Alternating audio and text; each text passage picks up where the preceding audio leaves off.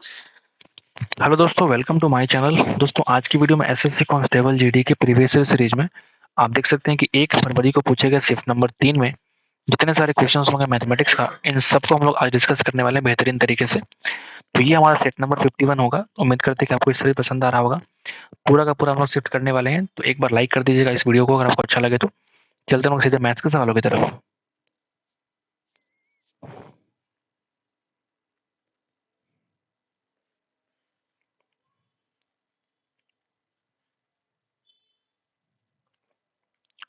ठीक है, आज यहाँ पे पहला सवाल आपके सामने आ चुका है। एक खिलौना जो है 950 में खरीदता है और 1140 में अगर सेल करता है तो लाभ परसेंट निकालिए। बहुत ही बढ़िया। तो आप देखेंगे 19 25 95, 19 6 114 यानी कि 5:6 ये तुम्हारा रेशियो है। तो मैं कह सकता हूँ कि प्रॉफिट कितना है, तो आप बोलेंगे 1 का आउट ऑफ 5। इसी को हम लोग क्या बोलते हैं, 20%। तो पहला सवाल बेहद ही आसान हम लोगों ने शुरुआत किया है। नंबर 2 पे चलते हैं। वह सबसे बड़ी संख्या ज्ञात कीजिए जिससे 1780 और 2452 को डिवाइड करने पर प्रत्येक स्थिति में 4 शेष बचे। क्लियर है? तो 4 शेष बचे, उसके लिए क्या करता हूँ मैं, इन दोनों का क्या करो, 4 माइनस कर लो यानी कि 1776 और 2448। और इन दोनों का आप क्या निकालोगे भैया, इन दोनों का आप निकालोगे भाई क्या बोलते हैं उसको, एचसीएफ, हाईएस्ट कॉमन फैक्टर।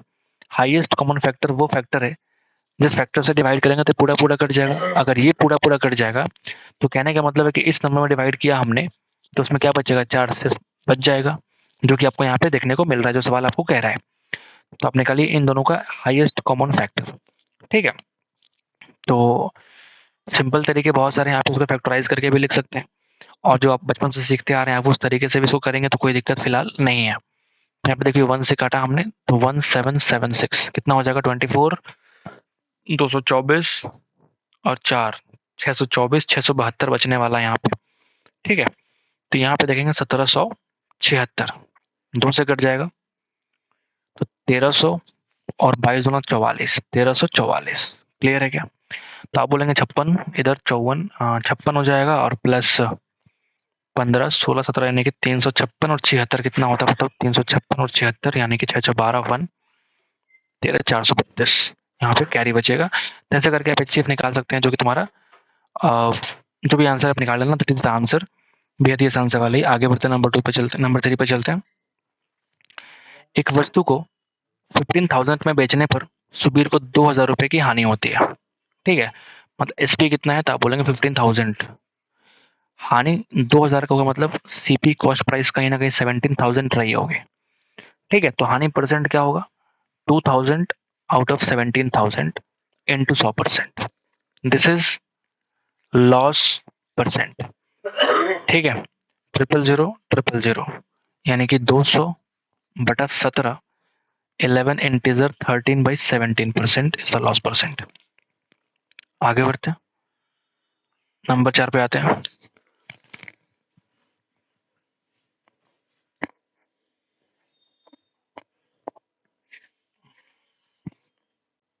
ठीक है, 25 छात्रों की कक्षा में भूगोल की परीक्षा में जो एवरेज अंक है वो कितना है, 64 आता है।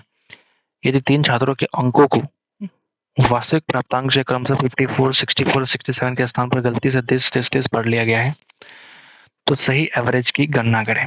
सही एवरेज कितना होगा, तो आप देखना यहाँ पे 54 के बदले आपने 44 पढ़ा, मतलब -10 पढ़ लिया आपने। 64 के बदले आपने पढ़ लिया 46, यानी कि कितना आपने कम पढ़ा, तो आप देखेंगे यानी कि 4 और 14 यानी कि -24 आपने पढ़ लिया। यहाँ देखेंगे 61 पढ़ लिया आउट ऑफ 67 मैं बोल सकता हूँ, मतलब कि प्लस यहाँ -6, तीनों में कमी हुआ है। इन तीनों जो कमी हुआ है, इन तीनों जो कमी की वजह से एवरेज में कमी आया होगा, मतलब जो एक्चुअल वैल्यू है वो -40 है। -40 मतलब -40 हुआ पूरे के पूरे नंबर में से। तो इस 40 नंबर को, ये एवरेज 40 नंबर क्या किया, पूरे एवरेज को घटा दिया होगा, यानी कि 40 को डिवाइड करना पड़ेगा मुझे पूरा का पूरा 25 से, पूरा का पूरा 25 से। और ये जो वैल्यू आएगी, ये एवरेज जो कि 64 दे रखा है, इसमें अगर जोड़ देंगे तो ये तुम्हारा एक्चुअल एवरेज आपको देगा। एक्चुअल एवरेज आपको देगा 25 से अगर हम डिवाइड करेंगे तो कितना आएगा बताओ। तो ये देखेंगे आप लगभग बाई 5 यानी कि 1.6 आ रहा है मेरा, लेकिन यहाँ मैंने मिस्टेक किया मुझे लगता है। 54 44 माइनस 10 64 46 यानी कि, या फिर मैं कुछ मिस्टेक कर रहा हूँ क्या? कोई बात नहीं, मैं तीनों को जोड़ता हूँ फिर से। 5 6 10 और 6 16 4 4 8 7 15 यानी कि 175। यहाँ देखेंगे अगर 4 6 10 और 6 यानी कि 4 4 8 और 6 यानी कि 16 प्लस 6 4 10 और 1 11 यानी कि 171। 171। अरे यार क्या मिस्टेक हो रहा है बार बार। ये हो जाएगा 4 4 8 और 6 14 प्लस 6 4 10 और 11 यानी कि 151। जो डिफरेंस आएगा वो कितना आएगा? 24 का आएगा। मैंने कुछ मिस्टेक कर दिया है पूरा का पूरा। ठीक है, ठीक है। तो यहाँ पे देखेंगे कि -24 हो रखा है, तो इस 24 को मुझे कन्वर्ट करना पड़ेगा। फिर से मिस्टेक हुआ है, फिर से मिस्टेक हुआ है। दिमाग कहाँ है यार मेरा। ठीक है, जोड़ता हूँ फिर से। 5 और 6 11 और 6 17। ठीक है, 4 4 8 और 7 15 यानी कि 185। ये कितना हो जाएगा? 4 और 4 8 और 4 14 यानी कि 140 प्लस 6 4 10 और 1 11 यानी कि 151। मतलब हमने 185 के बदले कितना पढ़ा है? 151 पढ़ लिया, मतलब -24 नहीं बल्कि -34। तो मुझे 34 को डिवाइड करना पड़ेगा 25 से और इस वैल्यू को मुझे 64 में जोड़ना पड़ेगा, तो तुम्हारा एक्चुअल एवरेज आपको दे देगा। ठीक है, पता नहीं हमने 2 बार गलती से कैसे जोड़ा, मुझे समझ नहीं आया। तो 64 प्लस यहाँ अगर डिवाइड करोगे तो 25 से कम 25.9, तो 25 या 75 15 यानी कि 25 छक 150। अब सही हमारा एवरेज आ चुका है, मतलब 65.36 या फिर 36 जो होगा इस सवाल का आंसर होगा। ठीक है, तो जोड़ने में गलतियां हो रही थी, कोई दिक्कत नहीं। आगे बढ़ते हैं, 5 पे चलते हैं।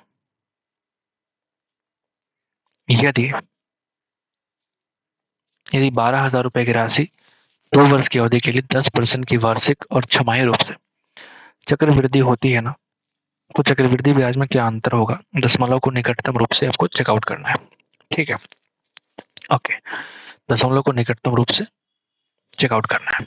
अगर हम बोले कि 2 वर्ष की अवधि के लिए 10% के रेट से अगर बात करूं वार्षिक वाला केस में, अगर हम ईयरली कंपाउंडिंग करेंगे ना, तो ईयरली कंपाउंडिंग में क्या हो जाएगा? 10% को 2 बार मुझे करना पड़ेगा, मतलब कि 21% आपको देगा।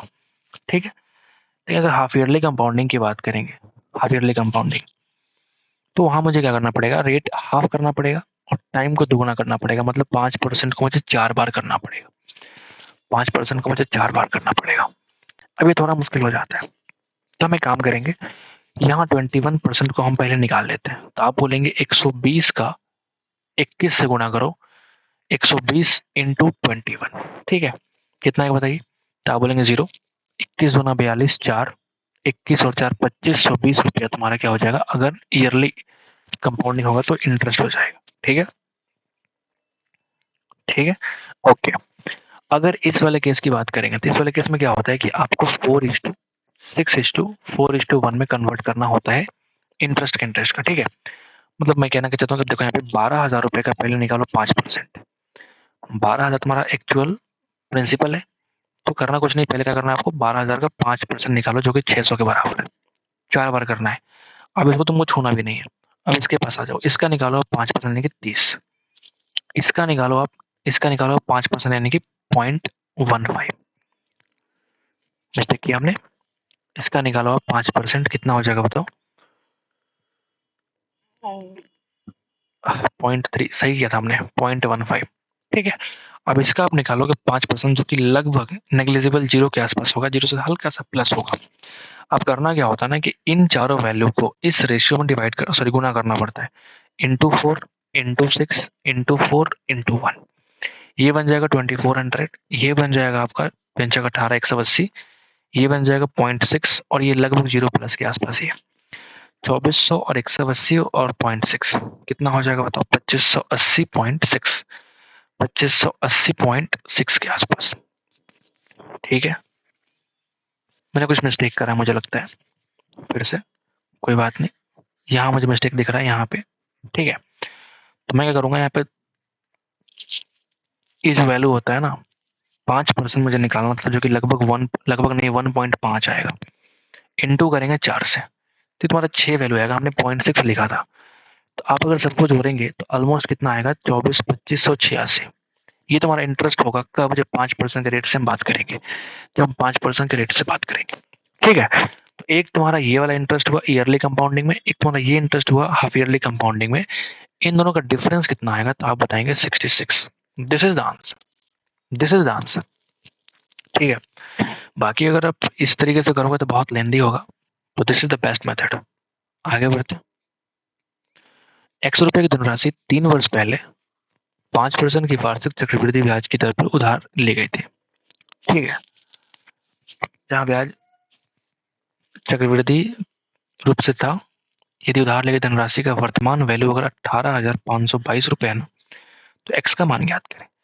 5% का मतलब है कि 100 की वैल्यू 105 हो जाएगी, मतलब 20 की वैल्यू 21 बनेगी, यानी कि 20 का क्यूब 21 का क्यूब बनेगा 3 साल में। मतलब 18,522 की अगर बात करूं मैं, तो 9261 बनेगा, इंटू कर लो आप 8000, क्योंकि ये क्यों किया हमने, क्योंकि जो वैल्यू बनेगा ये 8000 इज टू 9261 बनता है। क्लियर है। अभी जो अमाउंट है उसका तुलना हमने कर दिया इससे, अब ये पूरा पूरा तुम्हारा 2 से कट जाएगा, कितना हो जाएगा, 8 दूना 16,000, ठीक है। This is the answer. आगे बढ़े। एक गोल्फ क्लब में 90% मेंबर जो है पुरुष है, 90% पुरुष है और शेष महिलाएं हैं, तो 9 तुम्हारा मेल कर सकता हूँ और फीमेल कितना हो जाएगा 1। This is the ratio. Police पुरुष का जो एवरेज वेट है, एवरेज हाइट है वो 170 सेंटीमीटर है, दिस इज द वेट जो कि 165 सेंटीमीटर है, ठीक है। तो आपसे कह रहा है कि एवरेज कितना हो जाएगा, तो आप बोलोगे एवरेज, आप बोलोगे एवरेज, देखो यहाँ पे 165 तो होगा ही प्लस, ठीक है। तो यहाँ बोलूंगा 5 एक्स्ट्रा है, तो 5 इंटू 9 यानी कि 45 को कन्वर्ट करेंगे 9 प्लस 1 यानी कि 10 से, हम करेंगे डिवीजन, 10 से करेंगे डिवीजन यानी कि बन जाएगा 4.5, यानी कि 169.5 इस सवाल का आंसर होगा, ठीक है भाई। आगे बढ़ते हैं। 25 25% की छूट देने के बाद एक वस्तु का विक्रय मूल्य जो है ना वो 9510 है। ये आपका 75 का वैल्यू है, मुझे निकालना है अंकित मूल्य, यानी कि 100 से गुणा कर दो आप। This is the mark price, this is the mark price, ठीक है भाई। तो आज जरा गुना करें, आज जरा गुना करें, ठीक है। मैं फोन से गुना कर रहा हूँ ताकि फास्टली हो पाएगा, नहीं भी करना चाहो तो यहाँ पे देखो 25 गुना 3, 25 गुना 4, 3 से काटो अगर, 3 3 9, 3 कम 3, 3 7 21 और 0, 3 3 9 3 यानी कि 3 चौका 12,000, 17 चौका 8 यानी कि 12,680 रुपया। आगे बढ़ते हैं। रीता एक कार्य को 14 दिन में कर सकती है। रीता की बात करें जो किसी कार्य को 14 डेज में कर सकती है, गीता उसी कार्य को 21 डेज में कर सकती है। पूरा करने में कितना वक्त लगेगा और सेम दिन पे काम करे, सेम दोनों मिलकर काम करेगा, तो आप बोलेंगे 3:2। तुम्हारा एफिशिएंसी हो गया, डिवाइड कर दो 5 से, क्योंकि इन दोनों की एफिशिएंसी का सम कितना हो जाएगा 5, तो 5 अट्ठे 40, 8.4 डेज में क्या हो जाएगा, कंप्लीट हो जाएगा। आगे बढ़ते हैं। एक घनाभ का जो कुल पृष्ठ क्षेत्रफल है, टोटल सरफेस एरिया वो दे रखा है 4200, लंबाई चौड़ाई दे रखी, तो हाइट आपको निकालनी है, मतलब 2 times L into B plus B into H plus H into L is equal to 4200। यहाँ से हमने 2 से काट दिया जो कि 2100 बन जाएगा ये, ठीक है। अब एल इंटू बी की हमने तो मतलब 15 गुणा 16 यानी कितना हो जाएगा 16, यानी 240 प्लस बी कितना है, तो आप बोलेंगे 16, तो यहाँ पे एच कॉमन निकाल सकता हूँ, एल प्लस बी कितना हो जाएगा बताइए, 15 16 यानी कि 31 इज इक्वल टू 2100, यानी कि 31H इज इक्वल टू, यहाँ से अगर मैं कम करूंगा कितना हो जाएगा भाई, 1860, सही है क्या, 200 कम किया तो 1900, 1860, ठीक है। 31 से काट के देखता हूँ तो 3 से कट जाएगा 6 बार में, कि एच की वैल्यू आ जाएगी 60 सेंटीमीटर। आगे बढ़ता हूँ। मध्यानुपाती निकालिए, what is the main proportion of this question. मध्यानुपाती कैसे निकालते हैं, इन दोनों को मल्टीप्लाई करो और फिर इसका आप लगा दो अंडर रूट, ठीक है, इसका आप लगा दो अंडर रूट। अब यहाँ मुझे क्या लॉजिक दिख रहा है, यहाँ कुछ तो दिख रहा होगा। तो मैं क्या करूँगा, यहाँ पे 2 कॉमन निकालूँगा, ठीक है? तो ये बचेगा आपका 2 प्लस रूट 3। यहाँ क्या करूँगा मैं, 3 कॉमन निकालूँगा, तो यहाँ बचेगा 2 माइनस रूट 3, और ये अंडर रूट तो है ही है। अभी देखो आप, a plus B into A minus B कितना बन जाएगा, ए स्क्वायर माइनस बी, इसका मतलब 4 माइनस 3, और 2 तिया 6 तो है ही, इंटू अंडर रूट, ठीक है? 1 इंटू 6 यानी कि रूट 6 क्या हो जाएगा, बाहर आ जाएगा। This is the answer. This is the main proportion of this question. यदि पेट्रोल की कीमत में 40% की वृद्धि होती है, ठीक है, तो इसकी खपत को कितने परसेंट से कम किया जाना चाहिए ताकि पेट्रोल समान खर्च पे हो। मतलब 100 की वस्तु भर के हो जाएगी 140, तो कितना हम कम करेंगे, तो 40 कम करेंगे out of 140 into 100%। This is the decrement percentage जो कि आपसे करना पड़ेगा, ठीक है? तो ये आप निकालोगे 2/7 यानी कि 200/7%, इसी को बोलते हैं 28.6%। दिस इज द आंसर, ठीक है?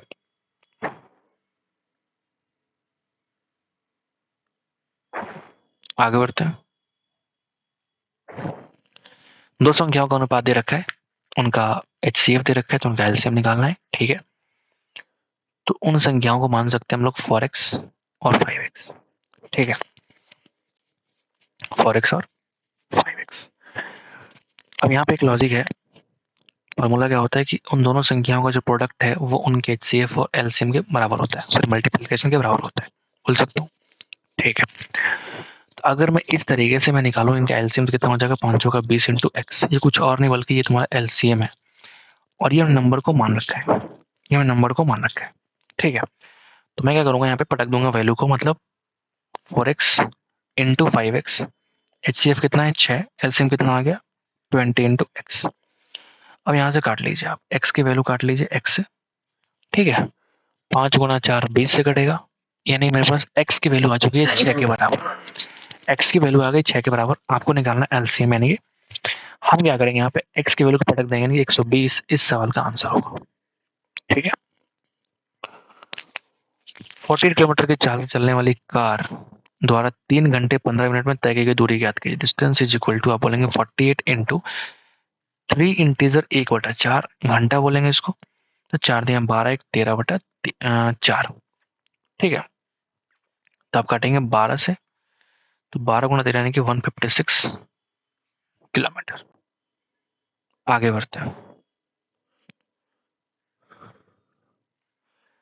टीना जो है अपने वेतन का 30% फूड पे, शेष का 30% ईंधन पे, और शेष का देश सेविंग, तो what is the value of, उनका उनका इनकम कितना आपको निकालना है। तो आप देखो इधर फूड पे जो है वो 30% लग रहा है, बच गया 70, तो 70 का 30% ईंधन यानी कि फ्यूल की बात कर रहा है, तो ये बन जाएगा 21%। कितना बच गया 49, इसकी वैल्यू है कितनी, तो 4900 आपको निकालना 100 की वैल्यू, तो 100% कितना हो जाएगा, 49 के बदले आप 100 लगा दो, 00 10,000 रुपये। आगे बढ़े। अर्धगोले का निकालना है संपूर्ण पृष्ठीय क्षेत्रफल, यानी कि अगर व्यास तुम्हारा 14 सेंटीमीटर है, तो कितना हो जाएगा 7 सेंटीमीटर। अर्धगोला है निकालना है संपूर्ण, मतलब 3 इंटू पाई आर स्क्वायर, बोलिए। तो 3 टाइम्स, अगर आर की वैल्यू 7 होती है तो पाई आर स्क्वायर 154 होता है, यानी कि 6 गुना कर लो, 15 तिया 45, 4 तिया 12, यानी कि 462 सेंटीमीटर स्क्वायर। दो संख्याएं पी और क्यू इस प्रकार हैं कि पी के 8% की वैल्यू क्यू के 4% के योग और पी के 5% का और क्यू के 7% के योग का, इन तीनों के योग का 2/3 है। क्लियर? परसेंट हमने क्यों नहीं लिखा, क्योंकि परसेंट यहाँ से भी और इन सब में से कॉमन निकाल के हमने मन में ही काट दिया, ठीक है? तो आप यहाँ पे देखिए, अगर मैं 2 से काटूं इसको तो 4 बार में कट जाएगा, ठीक है? इस तीन को मल्टीप्लाई करो तो 4 तिया 12 इंटू पी, ये बन जाएगा 4Q, ये है 4Q, और ये बनेगा 7Q, यानी कि 11Q, ठीक है? और ये जो वैल्यू है, वो है तुम्हारा 5 कितना, ये वाला जो वैल्यू बनेगा plus 5 into P, 5 into P, ठीक है, 5 इंटू पी। आपको पी क्यू का रेशियो निकालना है, जो कि मुझे आंसर दिख नहीं रहा है कुछ।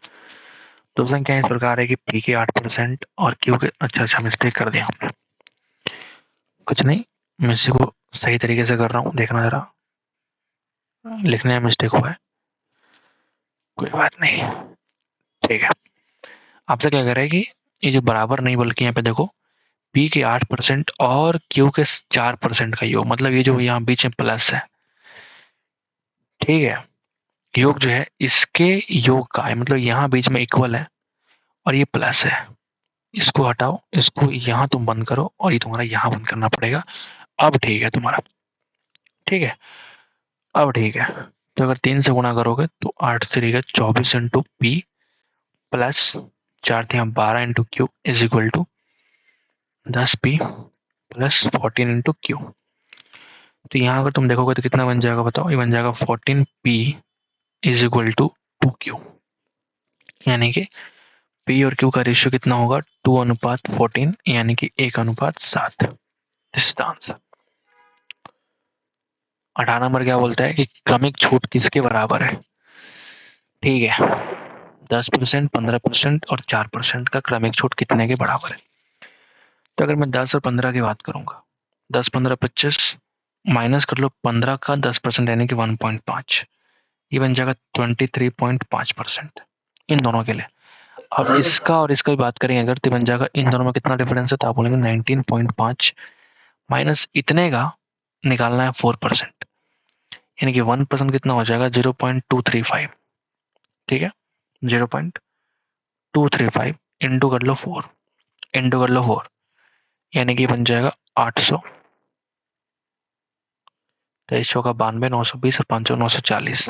दिस इज मतलब 0.94%। यहाँ से हम क्या करेंगे 0.94 माइनस करेंगे, ठीक है। अब यहाँ डेसिमल के बाद 2 जीरो एक और जीरो पे अप्लाई कर लो, तो कितना हो जाएगा 18.50 में से कम किया हमने 50, तो 44 बन जाएगा 56।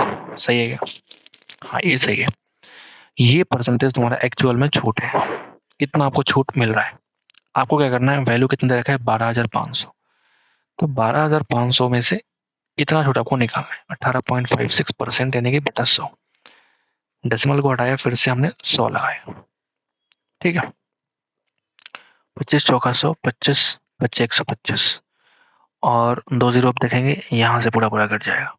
इस 4 से अगर काटेंगे 4 चौको 16, 4 चौक 24, 4 चौका 16, तो आप आंसर देखो कितना आया है, ठीक है, जरा आंसर चेक करो। हमने मिस्टेक करा है मुझे लगता है यार, वो मिस्टेक कहाँ है, मेरा दिमाग आज काम नहीं कर रहा है। वो मिस्टेक आपका यहाँ पे है, यहाँ पे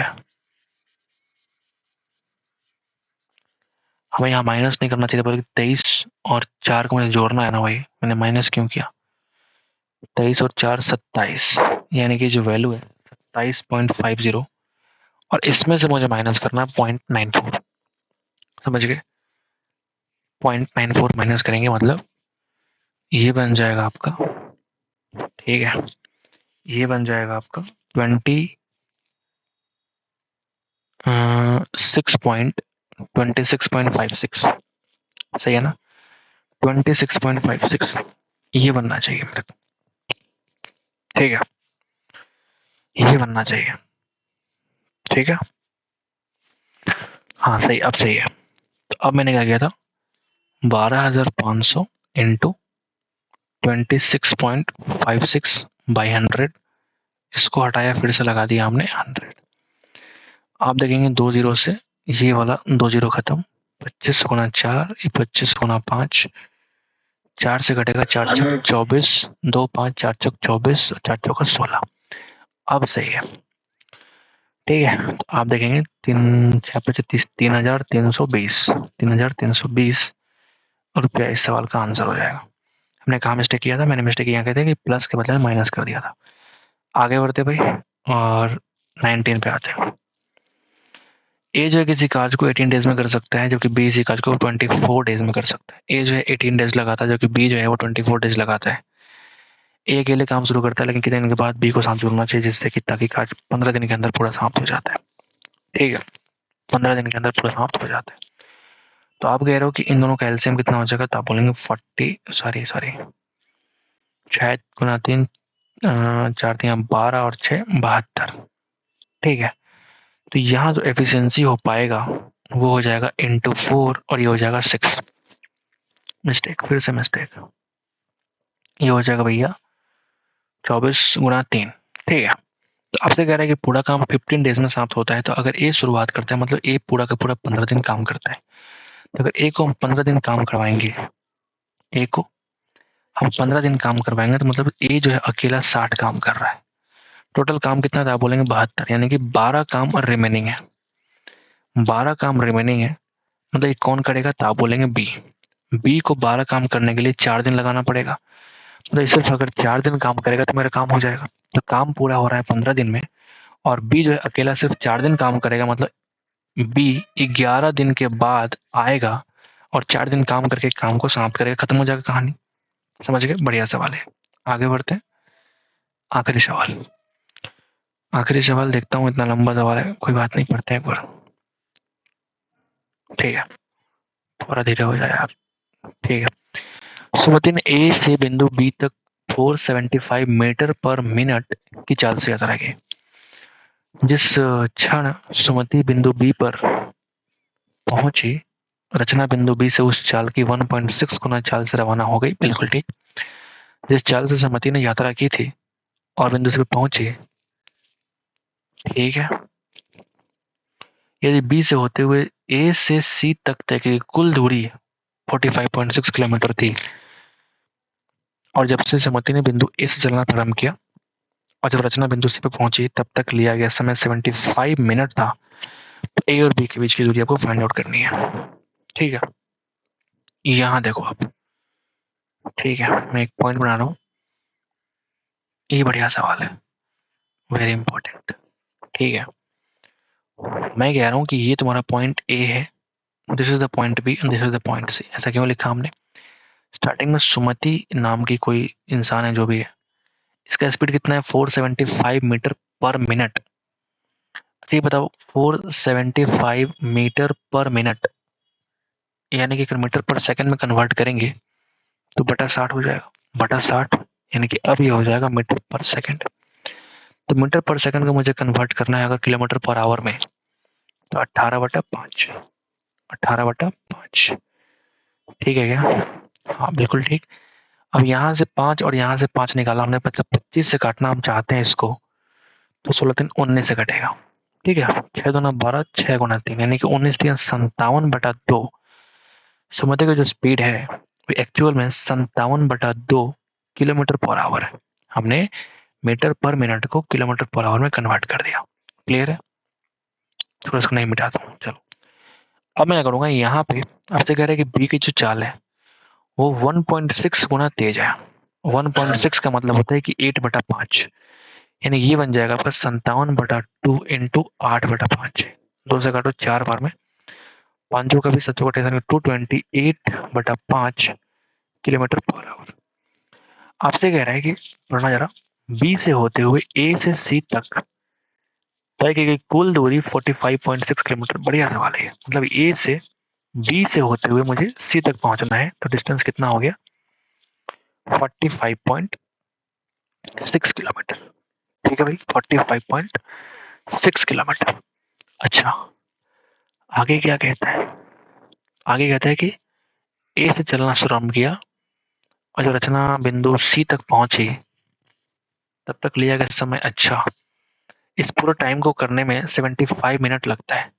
तो 75 मिनट को हम लिख सकते हैं 4 बट्टा, सॉरी मिस्टेक हो गई फिर से, इसको हम लिख सकते हैं भाई 5/4, 75/60 आवर, यानी कि 5/4 आवर, ऐसा लिख सकते हैं। इतना घंटा लगता है वहां से वहां तक पहुंचने में। ठीक है, सवाल ये है कि ए से बी तक की दूरी कितनी है। हम क्या करेंगे ना, ए से बी तक की दूरी को हम एक्स मान लेते हैं।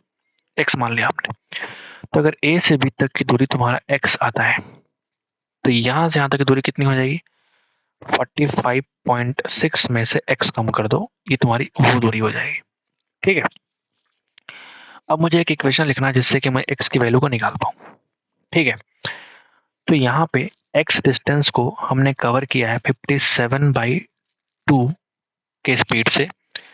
जो टाइम मिला, इस टाइम को मुझे जोड़ना पड़ेगा 45.6 माइनस x। इस डिस्टेंस को हमने कवर किया है 228/5 के स्पीड से। टोटल टाइम कितना हो जाएगा? 5/4। ये समझना बहुत जरूरी है, ये समझना बहुत जरूरी है। हमने क्या किया, यहाँ से एक t1 टाइम होगा जो कि यहाँ से यहाँ तक जाने का लगा होगा, एक t2 टाइम यहाँ लगा होगा। तो इन दोनों टाइमों को अगर हम जोड़ देंगे तो टाइम कितना लगेगा? 5/4, जो कि सवाल में दे रखा है। बढ़िया सवाल है। ठीक है, आओ जरा सॉल्व करते हैं। तो यहाँ अगर देखेंगे, पहले मैं क्या करूंगा, यहाँ से 57 में कॉमन निकालूंगा ताकि थोड़ा सा कैलकुलेशन आपका आसान हो जाए। कैलकुलेशन थोड़ा सा मुझे आसान करने की कोशिश है। ठीक है, तो आप देखेंगे यहाँ से 1/57 मैं कॉमन निकाल रहा हूँ, तो यहाँ बचेगा 2x और नीचे 1 बचेगा, और यहाँ बचेगा 57 इंटू ये 4 है, तो ये हमने कॉमन निकाल दिया तो बचेगा 4। तो एलसीएम हो जाएगा भैया 4। एलसीएम हो जाएगा भैया 4। जब एलसीएम तुम्हारा 4 हो जाएगा तो ये 2x नहीं बल्कि 2 गुणा 4 यानी कि ये 8x बन जाएगा। प्लस प्लस, बढ़िया सवाल। इन दोनों को गुना करो आप, 5 चौका 20, 225 और 9 नहीं, 6 5 30, 3 यानी कि 228। ये बन जाएगा 228 माइनस 5 इंटू एक्स 5x। ठीक है भाई, इज इक्वल टू 5/4। अब इससे मुझे फायदा क्या हुआ ना कि यहाँ से हम 4 को 4 से काट सकते हैं। अब देखो यहाँ पे ये बन जाएगा आपका 8x माइनस 5x यानी कि 3x। ये प्लस बनेगा 228 इज इक्वल टू 57 गुणा 5 यानी कि 285, 250 प्लस 35। ठीक है, यानी यहाँ से मेरे को x की वैल्यू मिलने वाली है जो कि मुझे रिक्वायरमेंट है। x की वैल्यू कितनी आएगी? तो इन दोनों का डिफरेंस करो,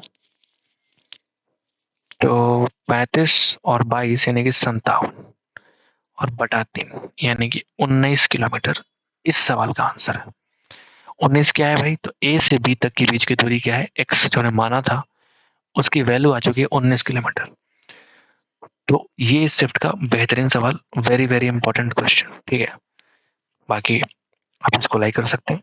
आज के लिए इतना ही, मिलते हैं नेक्स्ट वीडियो में। Thank you.